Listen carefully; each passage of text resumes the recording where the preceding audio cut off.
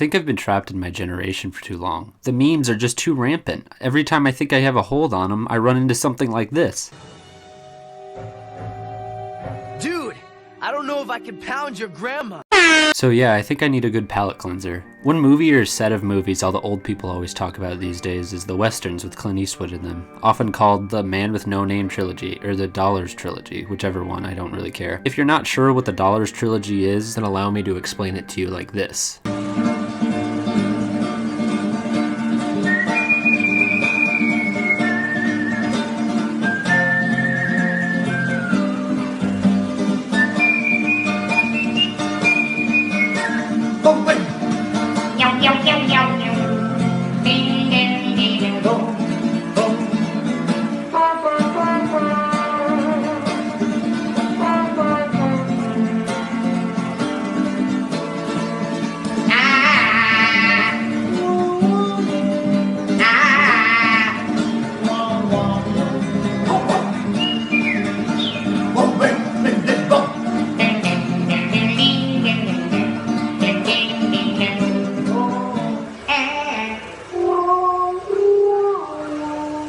It's that. You see that? It's the series that made this the music you hear when there's a western scene in a movie or TV show. Fun fact, the music was composed by Ennio Morricone, who also composed the music for The Thing, not the original, but the 1982 one. And there was a track that wasn't used called Bestiality. Cut to 2014 and good old Quentin Tarantino is making a movie called The Hateful Eight. Who does he get to make his music for him? Well, good old Ennio Morricone himself. Which is really funny because QT's favorite director is Sergio Leone. Hello? I love you. Going back in time to the mid-60s, westerns in the United States were mainly dominated by either one of two things. Serialized TV shows like Gunsmoke or Daniel Boone or Bonanza or Rawhide.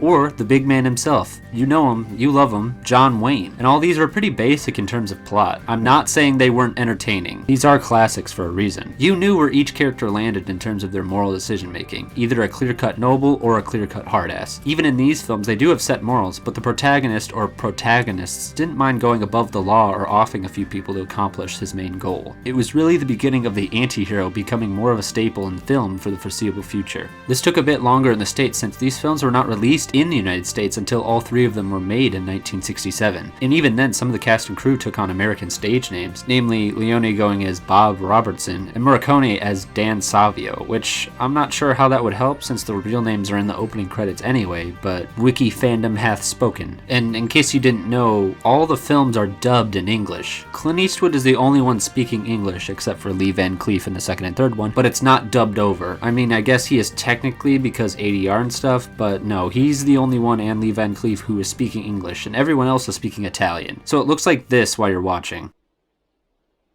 Hey, you making some kind of joke? And it's not a bad thing, it's just kind of jarring if you didn't know about this going in, but I'm willing to bet that most of you did. Another thing, Clint Eastwood's character's name is kind of irrelevant throughout the movies, so he's only referred to by name one time in each of the films, and it's different each time, so I'm going to refer to him as Clint Eastwood's character and not Joe or Monco or Blondie, just because it's easier, and you know what I'm talking about when I'm saying Clint Eastwood's character. Anyway. Per un pugno di dollari came out in 1964, and to give a quick summary of the film, basically, Clint Eastwood's character wanders into a dead town called San Miguel, and he discovers that he's caught between two rival gangs, and that they are on the brink of war. He then kills members of one of the gangs and joins the other, but not for very long as certain events cause him to anger both gangs, and the war between them starts. The ending consists of a shootout between him and the surviving gang leader. He then leaves town to wander the west. It's a pretty basic plot by today's standards, and even then it wasn't that new, but what separates this from other films is the unique filmmaking itself. The pans, the zooms, the close-ups, the wide shots. Everything you see is meant to immerse you into the world. The dialogue takes second fiddle to this. As Sergio says himself, My films are basically silent films. The dialogue just adds some wit. and that's not to say that the dialogue is bad by any means. Each of these films has classic lines, an example from Fistful of Dollars being, I don't think it's nice you laughing. You see, my mule don't like people laughing. It's the crazy idea you're laughing at him. Now, if you apologize like I know you're going to, I might convince him that you really didn't mean it. Now, what did you notice about that scene, besides the chilling performance by Clint Eastwood? It was the music, right? The music added something else to the scene that otherwise wouldn't have been there. Now try to imagine that scene without the music. It almost doesn't work, right? Let me show you the ending of the scene so you get a full picture. Well, if you're the sheriff, you better get these men underground.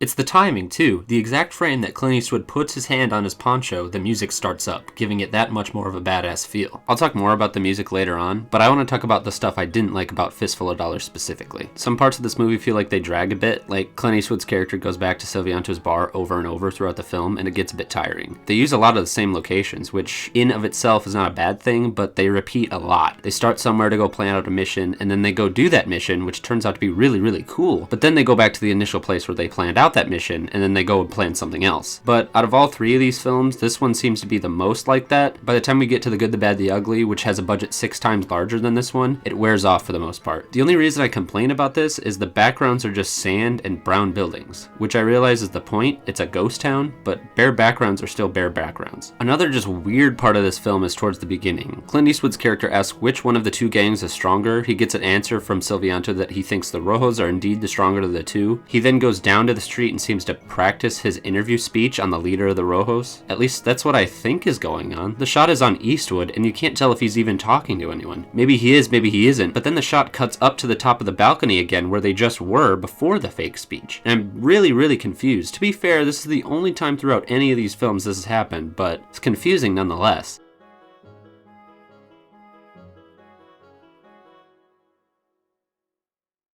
For final thoughts, I want to mention one other part that might drag down this movie a bit. This part isn't so much a criticism as much as it's just an odd part of the film itself. So in the beginning, we're introduced to this little kid who by no means sounds like a little kid,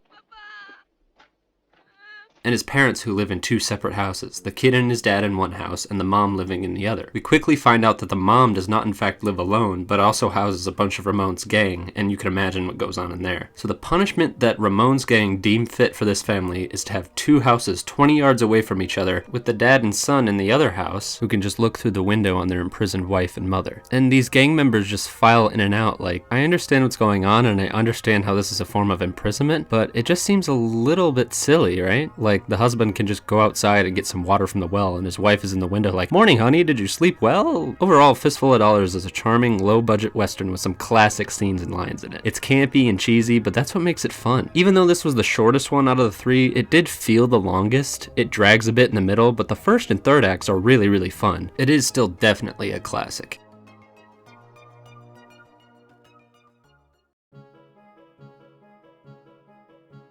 Jumping straight into For a Few Dollars More, or Per Pochi Dollari in Più, released in 1965, you can tell straight away that they had a lot more money behind this one. They had triple the budget, to be exact. The first set on the train is much more alive than any set or scene in Fistful of Dollars, and you're immediately interested in what's going on. There's more characters and more extras in the towns, and it really adds to the setting. I know, I said before that the whole point of the last film's empty feeling was what drove the plot along, but this just feels a lot nicer to look at and be engaged in. Little background things really do make a big difference in world building as a whole. As we start Fistful of Dollars, we are now introduced to the best actor in this trilogy, Lee Van Cleef, who immediately catches your eye, ironically with his captivating eyes. That's the other thing that sets these films apart from other films, is the looks. So much is said with the glances and shifts of focus on other characters. Take Lee Van Cleef's character, for example, who in this film goes by the name of Colonel Douglas Mortimer. In the first 3 minutes of the film, he intimidates 3 people almost entirely with glances, and with a little help from his holstered pistol, but mainly with his eyes.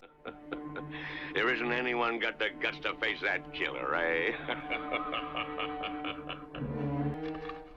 It's been that way till now. As we continue into the first act of the film, the topic of score has to come up again, because yet again it makes a huge impact on what we perceive is going on. Whenever a shift of tone happens or a major scene changes, the score will follow suit. Some of them sound kinda silly though, but I don't think that detracts from the tone at all. In fact, it sucks me in even more.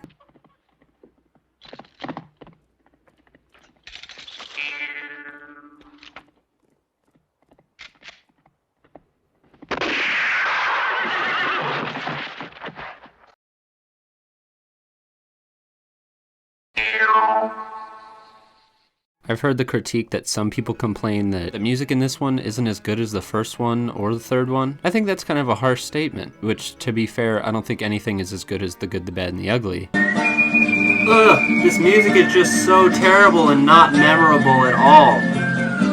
Yeah, sure, when you go walking down the street and hear people whistling a Western tune, it's not going to be this one, but I don't think it's going to be the first one either. If you ask, most people are going to remember the one from The Good, the Bad, the Ugly, just because of how legendary that theme is. I think that's more of a testament to the score of The Good, the Bad, and the Ugly, rather than how bad the For a Few Dollars More track is. But that's just me. Before I get too far, I should probably give you a quick summary of this film. Basically, two deadlocked bounty hunters, Clint Eastwood and Lee Van Cleef, who quickly make names for themselves, cross paths. They meet and settle accounts in probably the silliest yet most badass dick measuring contest you can think of. Afterwards, they meet and discuss the main prize that they both want to bag. The famous outlaw of the region, Indio, played by probably the most underrated actor of these films, Gian Maria Valente, who, if you didn't pick up on, played Ramon in Fistful of Dollars. Anyway, they agree to split the bounty of Indio and his gang, and by the end, Colonel Mortimer and Indio have a very tense showdown in the center of an abandoned town, with Clint Eastwood backing him up. Mortimer, after the duel, basically retires from bounty hunting and lets Clint Eastwood's character take all the money from the bounty, saying he's too old for this shit. Basically, what you gather from watching this is that this is Lee Van Cleef's movie. He grabs your attention from the second he appears on screen. Like I said before, with his eyes. We saw what Clint Eastwood had to offer in the first film, which was masterful, but this one takes it a step further. And Lee Van Cleef just steals the screen. This is backed up by the fact that the final duel is between Lee Van Cleef's character, Colonel Douglas Mortimer, and Indio, not between Clint Eastwood's character and Indio, Colonel Douglas Mortimer. He's the one who has to settle accounts. He's the one that has to come to terms with his life. Clint Eastwood's character is still young, he's still kicking, but this is Colonel Douglas Mortimer's story. He's retiring and he has to come to terms with that. Not only is Mortimer coming to terms with his career as a bounty hunter, it's also a revenge tale. Throughout the film, Indio shows off a very elegant watch with a woman's face in it. He constantly reflects on this traumatic event between him and this woman. By the end, you see that Indio does kill this woman's husband and then attempts to rape her. But before that happens, you see that the woman does in fact kill herself. By the end, we find out that the woman in the locket and the woman that Indio had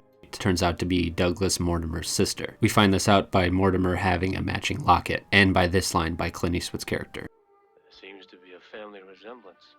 We have to talk about the final duel scene in this movie. It's arguably the best part of the film. I say arguably because the shooting of the hat scene can also have a good case going for that being the best scene in the movie, but the soundtrack just steals the show in this one as well. No dialogue, nothing unnecessary going on, just the eyes and the music. Pull up this scene on YouTube, you could probably find it, and just listen to the soundtrack as you watch these guys stare at each other for probably 5 minutes. I can't play it here, obviously. I can't think of a more perfect way to end this film.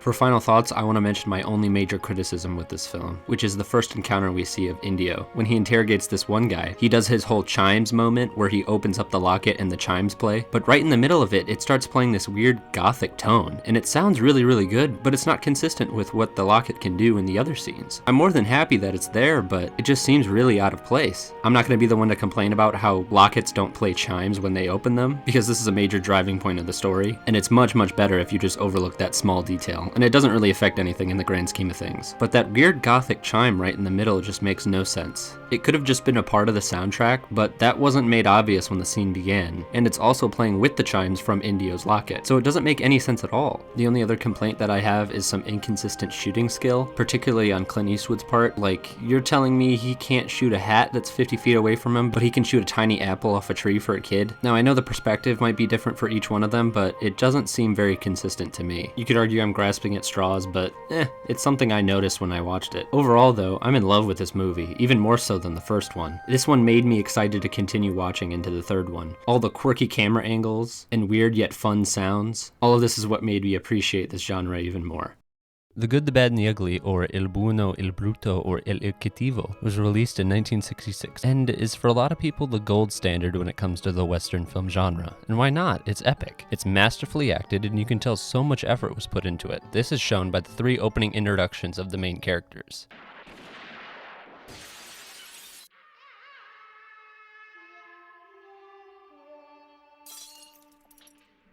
which honestly feels more like a comic book character opening than a gritty Clint Eastwood Western opening that we would find later on in his career. You may take this as me knocking on it for not being serious or realistic, but that's not the case at all. It's endlessly entertaining and it fits the tone of the film perfectly. Honestly, it just fits the whole tone of the trilogy really well. Mixed with the iconic theme, it just meshes together and you get one of the most iconic openings in cinema history. An opening where almost 10 minutes goes by without a word being said. But once those first words are spoken, you're immediately drawn into what's going on. The plot is really easy to follow and is interesting all the way through. I wouldn't say this is much of a Western. Like, yeah, sure, they have the hats and they're in the western part of the United States, but you can tell pretty quickly this is more about the Civil War, or at least the Civil War kind of inserts itself into this film. The previous films are what I would categorize as more of Western films. However, this does not take away from this film at all. The acting, the effects, the sets, and the story are all unmatched. This film is a character-based epic between three guys. Blondie, the good, played by Clint Eastwood. Angel Eyes, the bad, played by Lee Van Cleef. And Tuco, the ugly, played by Eli Wallach. If you break it down even more, you could say that the main characters are Blondie and Tuco, since Angel Eyes only comes in when it's convenient for him.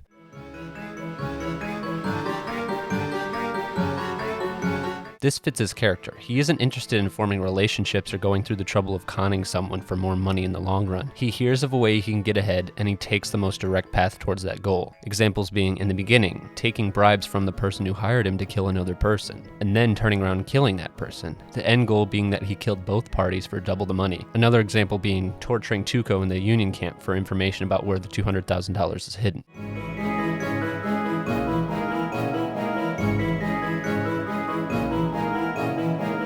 Tuco is equally terrible, but for different reasons. He revels in getting what he thinks he deserves. He'll do whatever it takes to get ahead, but once he has taken the edge, or thinks that he has, he'll gloat and bathe in his glory. He's not above stooping to low levels for a large payoff in the end, unlike Angel Eyes. We can see this displayed at the end of the first act when Blondie and Tuco are walking through the desert. While Blondie is being tortured and burning in the hot sun, Tuco is on camelback and riding comfortably. He's clearly torturing him.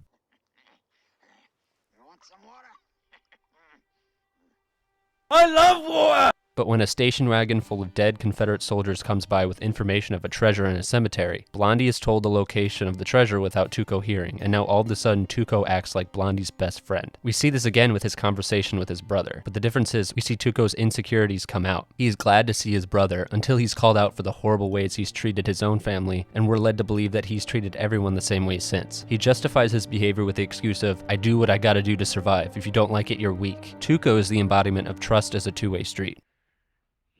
You're better than I am. Where we came from, if one did not want to die of poverty, one became a priest or a bandit. You chose your way, I chose mine. Mine was harder.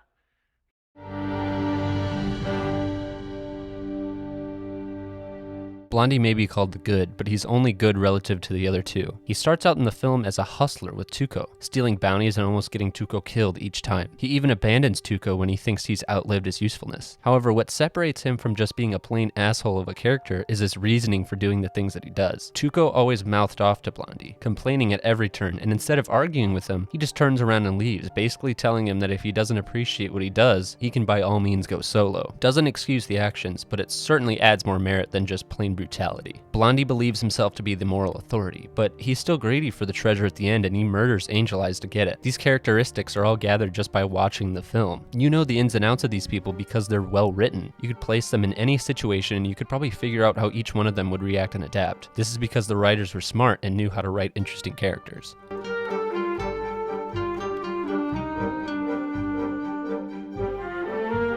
To talk about something pretty obvious, the acting itself. I know, I've already talked about how good the performances are in these films, and they are, don't get me wrong, but it's corny as hell. There's no way to dance around it. There's corn oozing out the shoes, and it's awesome. Besides the score, it may be one of my favorite parts of these films, and it's the most apparent in The Good, the Bad, the Ugly, and it's great. Here, just listen. I had lots of time to learn how to shoot with my left.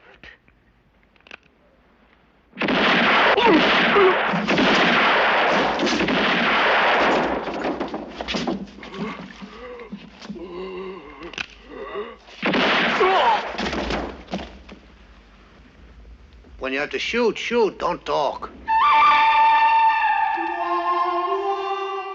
Tuco especially. Eli Wallach just nails this character. Getting to the end now, which is the best part of the film, I don't know anyone whose favorite part isn't the last 15 minutes. The three characters meet in the ultimate standoff, each taking the advantage at one point or another. Tuco at the start when he finds the grave, Angel Eyes when he throws the shovel at Blondie, and Blondie takes control of the entire duel portion, unloading Tuco's gun and then shooting Angel Eyes before he even has time to react. Now, I just brushed over it since there isn't really much to say, but the combination of the extreme close-ups on the character's eyes and the score just makes a scene that you just have to watch to appreciate. And the outcome of each character lines up perfectly with their personalities, as greatly summed up by Benito Duran here. Great comment, by the way, I love it. I'm not going to tell you things that you already know about this scene, since if you've seen this film, this is the scene you keep going back to. But one cool thing I noticed one time I went back to it is this perfect example of show don't tell in filmmaking. When Tuco finds the grave of Art Stanton, he begins digging, and we see Blondie's shadow appear from behind him. He throws Tuco a shovel in a helpful manner. We get an extreme close-up of Tuco's hand as he slowly reaches for his gun. We then cut back to the medium shot of Blondie, or if we want to be specific, a cowboy shot, because we see his gun at the hip. Blondie flips his poncho and reveals his gun, implying he's willing to kill Tuco if need be, but he's also committed to playing fair. We cut back to Tuco's hands as it stops going for his gun, and he nervously adjusts his coat instead. This one sequence of events that lasts maybe 15 seconds explains Blondie's and Tuco's relationship perfectly at this point. They have a strong relationship, but one built on hatred and backstabbing, and the final scene proves that. Finally, to end off this video, I just want to show you guys something really, really cool. While I was working on this video, I found out that Lee Van Cleef's gravestone is probably one of the coolest things I've ever seen, and I wanted to show it to you. Anyway, I hope you enjoyed the video. This took me way longer than it should have for me, and I apologize, but I hope this more than makes up for it. Have a great day, and I hope if you haven't seen these films, that you watch them. Thanks.